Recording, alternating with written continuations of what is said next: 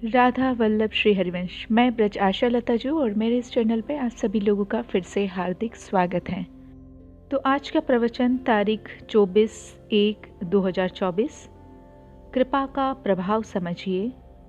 जो इन 4 बातों से बच जाता है वही चिंता रहित और परम सुखी हो जाता है।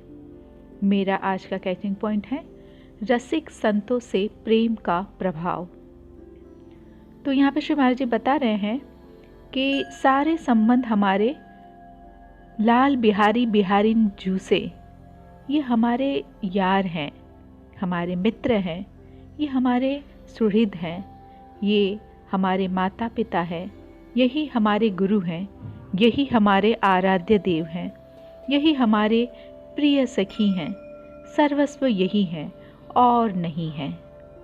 श्रीपाद बता रहे हैं यदि आपको वृंदावन आने को मिल गया और थोड़ी भी वृंदावन की निष्ठा आ गई तो बात बन जाएगी।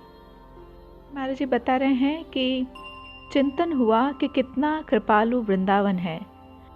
जो हम बड़ी बड़ी साधनाओं से प्राप्त नहीं कर सकते वो वृंदावन की कृपा मात्र से प्राप्त हो जाता है।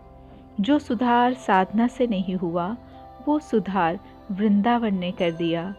जहाँ हम डरते थे वहाँ से निर्भय कर दिया। जहाँ लगती थी कहीं चूक ना हो जाए वो जगह ही हटा दी, वो स्थान ही हटा दिया। ये बात जाने मोरी छाती, हृदय जानता है, हार की व्याख्या नहीं। हाँ, वृंदावन में जिसने अपने जीवन को अर्पित कर दिया तो अब उसको अलग से कृष्ण अर्पणमस्तु नहीं बोलना है। उसके जितने आचरण होते हैं वो सब भगवान प्रसन्नता वाले बनते हैं। आगे श्री महाराज जी बता रहे हैं बड़े अभिमान का विषय होता है जब ऐसे महाभागवतों से अपनापन होता है कि मेरे महाराज जी हैं, मेरे गुरुदेव हैं, मेरे हैं। बस इस संबंध को प्रिया प्रीतम भी नहीं तोड़ सकते। इस अपनेपन के संबंध में बंद करके वो हृदय में। तो यहाँ पे श्री महाराज जी एक संस्कृत का वाक्य बोले हैं जिसका अर्थ मुझे यही लगा जो मैं बता रही हूँ। इस अपनेपन के संबंध में बंद करके वो हृदय में भगवत चरणारविंद का प्रेम प्रदान कर देते हैं, यानी कि संत महापुरुष, रसिक महापुरुष। तो आगे श्री महाराज जी बोलते हैं कि इन्हीं महापुरुषों के दम से ऐसा होता है। ये बड़े अनुभव की बात कह रहा हूँ। खूब शास्त्र साधन पद्धतियों का अनुष्ठान करने वाला स्वभाव, लेकिन प्रभाव जो अनुराग का है वो केवल रसिक महापुरुष के चरण रज से हुआ, दूसरा कोई उपाय नहीं। रसिक महापुरुष का संग कौन करवाता है? वृंदावन धाम। एक बार किसी ने सद्गुरुदेव भगवान से प्रश्न किया कि जगत में प्रचार प्रसार करके जगत कल्याण करना उत्तम है कि एकांत में बैठकर साधना करना। तो वैसे तो बोलते नहीं हैं, पर कभी तो यहाँ पे श्री महाराज जी बोल रहे हैं कि बड़े महाराज जी ने बताया जगत में प्रचार प्रसार किसका करेगा? जब एकांत में साधना करके भगवत प्राप्ति नहीं की तो किसका करेगा? अरे पहले खुद छक के भजन कर ले, निर्विकार हो जाए तो उसको प्रचार प्रसार करना नहीं पड़ेगा, अपने आप हो जाएगा। तो श्री महाराज जी बोल रहे हैं कि आज तक जो बोले हैं एक एक शब्द साकार होते देखा है। भगवत प्रेमी महात्मा का संग के कारण उसके हृदय में भगवत चर्चा सुनने की आसक्ति हो जाती है। जहाँ भगवान की चर्चा होती है वहाँ व्यक्त अव्यक्त सब महात्मा जन पधारते हैं जिनको आप देख भी नहीं सकते। हमारा साधन काम नहीं करता, उनकी कृपा काम करती है। यहाँ कौन कौन से धाम प्रेमी बैठे हैं आपको क्या पता। पूरे जीवन का रंग बदल देने वाला महात्मा इन्हीं के बीच बैठा होगा। तो फिर यहाँ पे श्री महाराज जी जो हैं वो काकभुसुंडी वगैरह जो हैं उनके उदाहरण देते हैं कि वहाँ पे जो हैं वो शिव जी हैं, वो एक शायद हंस का रूप लेके बैठ के सुन रहे हैं। तो और वहाँ पे जो है हनुमान जी को तो भी वो पहचान नहीं पाते थे अगर वहाँ पे उनको बताया नहीं जाता। तो मेरे ख्याल से ये तुलसीदास जी का है वहाँ पे। तो ये सब जो हैं जो महापुरुष हैं वो अव्यक्त रूप से अपना अलग अलग रूप भी धारण करके ये सब जो सत्संग होता है वहाँ पे वो हाजिर रहते हैं। तो यहाँ पे श्री महाराज जी बता रहे हैं, सत्संग में ऐसे ऐसे भगवत त्यागी महत प्रेमी महापुरुष आते हैं जिनकी कृपा दृष्टि से जो हम जीवन में नहीं छोड़ सकते वो वासनाएं छूट जाती हैं, वो आसक्तियाँ नष्ट हो जाती हैं, आसक्ति प्रभु के चरित्र से हो जाती हैं, उसे तत्व का बोध हो जाता है, उसे भगवत साक्षात्कार हो जाता है। जागृत में प्रिया प्रियतम के साथ, स्वप्न में प्रिया प्रियतम के साथ, सुषुप्ति में प्रिया प्रियतम के साथ ये धाम कृपा करके, अर्थात वो जागृत स्वप्न सुषुप्ति तीनों अवस्था पर विजय प्राप्त किया हुआ महापुरुष बन जाता है। आगे श्री महाराज जी बता रहे हैं कि भजन करने में ये 4 बातें जो हैं वो बाधक हैं, लय, विक्षेप, कषाय, रसास्वादन। तो पहला लय के बारे में श्री महाराज जी बता रहे हैं कि माला उठाया, भजन शुरू किया और छूट गया माला। विक्षेप के लिए बता रहे हैं कि भजन शुरू किया, किसी विषय के गाढ़ चिंतन में डूब गया, न नाम न मंत्र, किसी का चिंतन नहीं हो रहा। या तो हम पाठ कर रहे हैं और कितना तो हमने पाठ कर दिया, कितना कौन से नंबर पे हम पहुंच गए, कौन से कितने पद हमने पढ़ दिए, हमको कुछ नहीं पता। चिंतन में डूब गए, किसी अन्य चिंतन में। तो श्री महाराज जी बता रहे हैं कि जो अति भोजन करते हैं वो इस बाधा को कभी नहीं हटा सकते। एक तुम्हारे भोजन की नियमावली बन जानी चाहिए, इतने में काम बन जाएगा। दोबारा परोसने की भावना का त्याग कर दो, एक बार परोसवा लीजिए, मान लीजिए हमारी प्रार्थना, बस एक बार परोसवा लिया, नाम जप करते हुए आराम से पाइए। आपको लगता है कि ये छोटे से दोने में दाल पर्याप्त नहीं, तो आप बाबा जी हो, रज का पात्र रखो, अपने रज के पात्र में डलवा लो सब। आपको लगता है कि ये खीर आदि में ज़्यादा आसक्ति है, तो 1 चम्मच दाल और 1 चम्मच खीर मिला के पी लीजिए, आसक्ति खत्म हो जाएगी। आपको लगता है कि ये गुलाब जामुन बहुत प्रिय लगता है, तो सब्जी से सान लीजिए पहले गुलाब जामुन को और फिर पा लीजिए, उसकी आसक्ति ठीक हो जाएगी। भजन करना है तो गुलाब जामुन का टेस्ट नहीं लेना। तो यहाँ पे श्री महाराज जी ने बहुत अच्छे से समझाया कि ऐसा नहीं है कि फिर हम यही कह रहे हैं कि 2 रोटी ही पाओ, जितना भी आपके लिए आपको लगता है कि उचित मात्रा है। अगर आपके लिए 8 या 10 रोटी की भी उचित मात्रा अगर आपको समझ में आती है, आप इजीली उसको डाइजेस्ट कर पा रहे हैं, तो उतनी ही, पर वो एक ही बार में लेनी है सारी की सारी।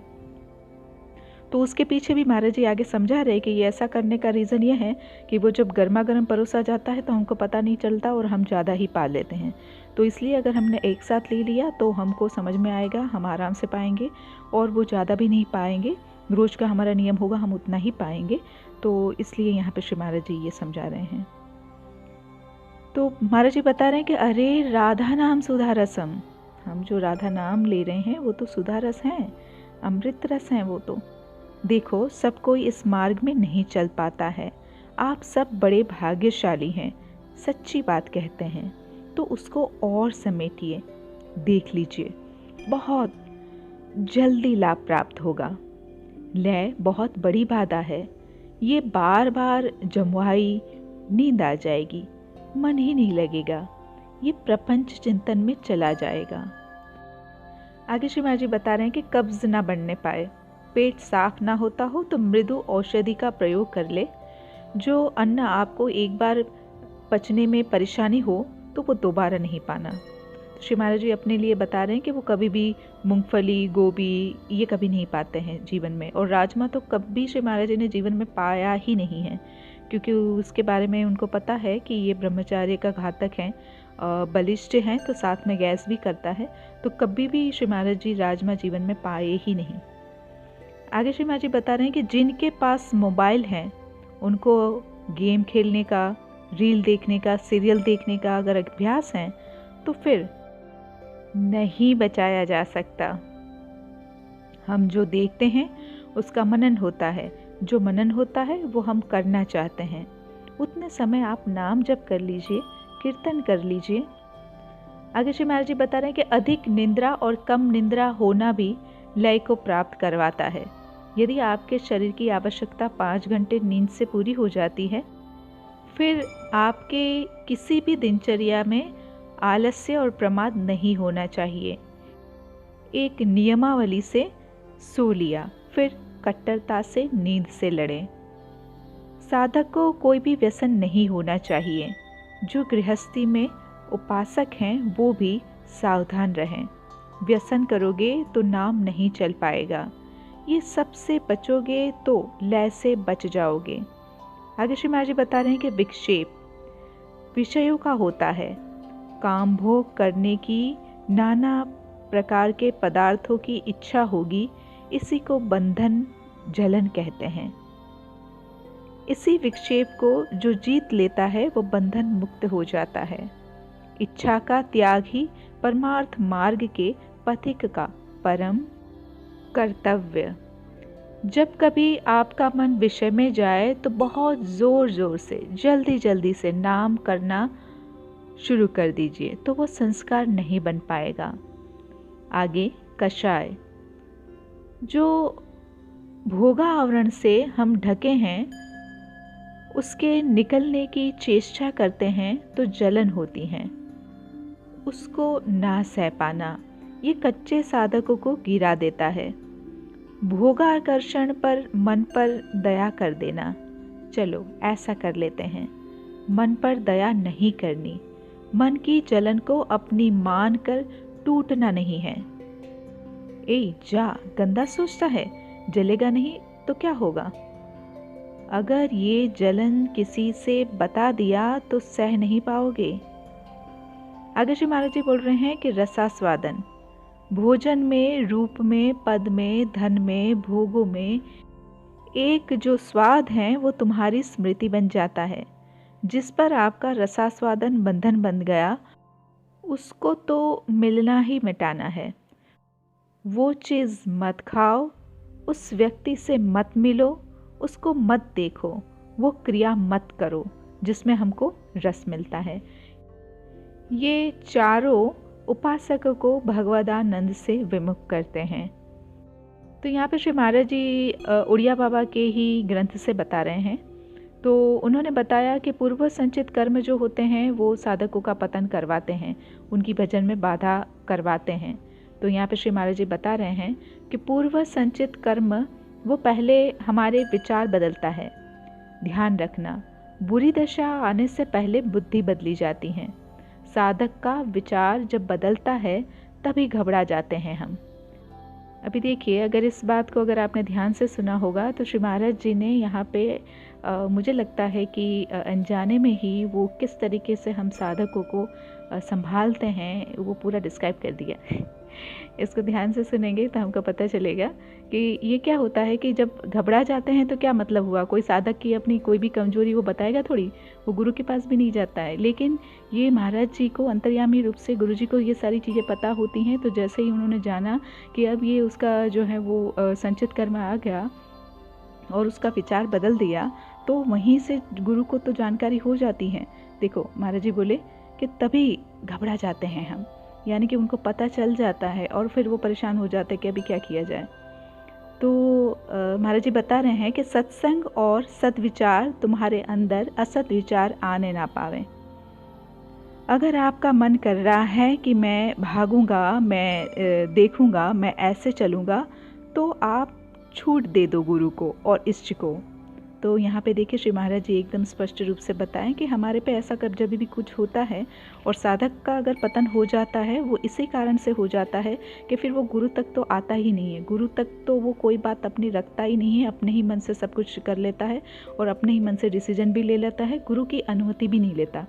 अगर बाई चांस वो अनुमति ले ले और गुरु के सामने ही प्रत्यक्ष में जाके अपनी जो भी चीज़ें हैं वो बता दें, तो गुरु अवश्य ही उन सारी चीज़ों को वो पकड़ सकते हैं।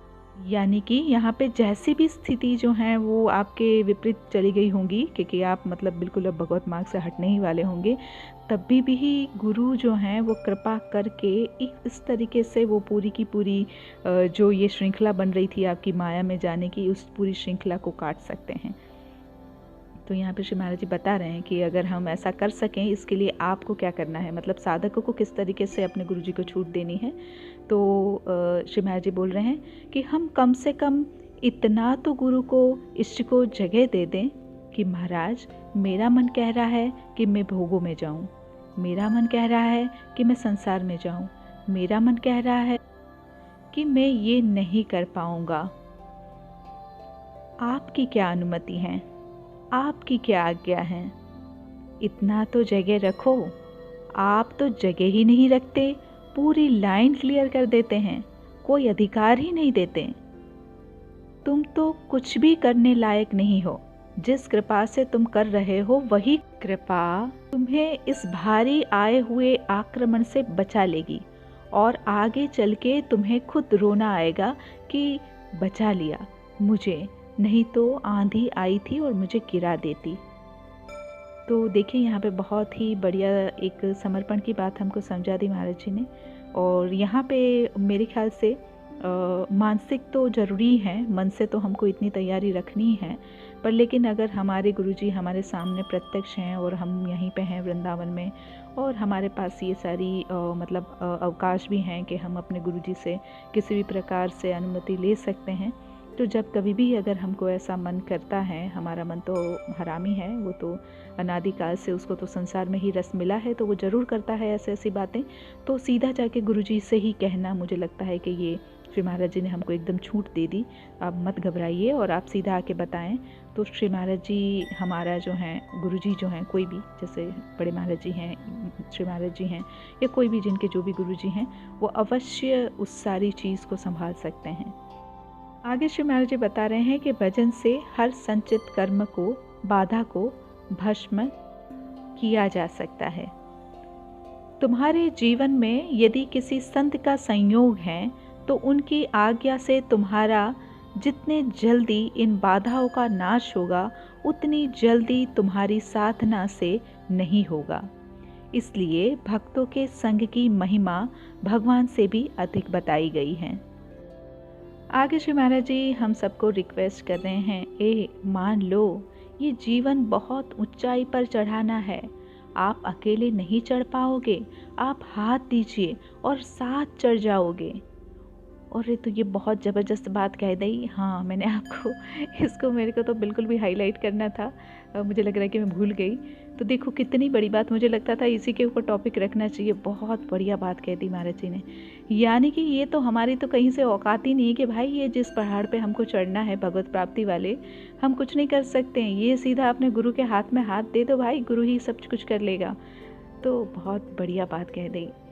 मान लो ये जीवन बहुत ऊंचाई पर चढ़ाना है, आप अकेले नहीं चढ़ पाओगे, आप हाथ दीजिए और साथ चढ़ जाओगे। यानी कि बस अपने हाथ को श्री महाराज जी, अपने गुरु जी के हाथ में दे दीजिए, सब काम वो कर लेंगे। तो आगे श्री महाराज जी बोल रहे हैं कि जिस उपासकों को संतों से प्रेम हो गया, अब उससे कोई साधन बन पाए या ना बन पाए, कोई बाधा उसे परास्त नहीं कर सकती। आखिरी बात श्री बाबा बता रहे हैं, यानी कि उड़िया बाबा के बारे में बताएं। आगे श्री महाराज जी फिर से हमको एक रिक्वेस्ट कर रहे हैं कि ये दिन भर बड़े बड़े महापुरुष की बातें चयन करके आपको सुनने को जो मिलती हैं, अगर आप इनको जीवन में उतारोगे नहीं तो हमारा प्रयास विशेष सफलता का रंग नहीं लाएगा। आप हम पर कृपा करें, हमारी मेहनत सार्थक करें कि आपको जो सुनने को मिलता है उसको आप आचरण में उतारें। तो यही रिक्वेस्ट आप मेरी भी मान लीजिए भाई, क्योंकि मैं भी अगर ये कुछ कर रही हूँ तो इसी आशा से कर रही हूँ कि जो ये पॉइंट्स दे रही हूँ उसमें मैं तो चलने का प्रयास कर रही हूँ, आपको भी करना है। तो अगर हम संग मिलके चलेंगे तो बहुत जल्दी हम अपनी मंजिल तक पहुँच जाएंगे। तो इसी के साथ आज के इस पॉइंट को हम यहीं पे विराम देते हैं। कल मिलते हैं फिर से एक नए पॉइंट और एक नई स्पीच के साथ। तब तक के लिए thank you so much. Radha Vallabh Shri Harivansh.